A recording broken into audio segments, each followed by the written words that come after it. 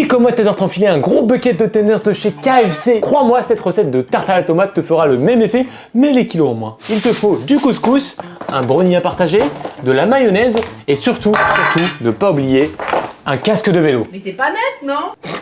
Des tomates, une pâte brisée, de la moutarde, un petit peu de miel. Alors là, c'est un petit miel de chez Chaillon. Yes, I am. Et pour finir, un petit peu de fromage au râpé parce que ça fait plaisir. On va commencer par couper les tomates. On n'oublie pas d'enlever là, ce petit truc vert là, ça c'est à jeter. Ensuite, on se prend la pâte brisée.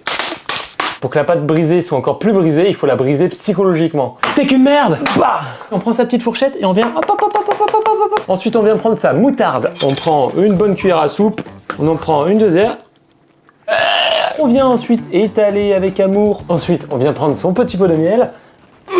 Là, on vient en mettre un peu partout dans son plat et on réétale de partout. Ensuite, fromage. Vous n'êtes pas obligé d'en mettre. Si vous n'en avez pas, on n'en met pas. On vient les mettre un peu partout comme ça. Et ensuite, on vient refermer au centre. On arrive quasi à la fin. Il reste un petit peu des restes de tomates pour venir boucher les petits trous. Gros dégueulasse! Là, on vient terminer la recette avec un petit peu de sel, poivre et surtout, herbes de Provence. Un petit peu d'huile d'olive. On a toujours les bords là qui crament au four. On vient replier tous les bords vers l'intérieur. Et voilà, c'est terminé. Là, il n'y a plus qu'à enfourner pendant à peu près 30 minutes et après, c'est prêt pour la dégustation. Et c'est bon, c'est cuit. Alors les jeunes, vous voulez toujours aller à KFC? Allez, moi, je vous attends pour un octogone en commentaire là.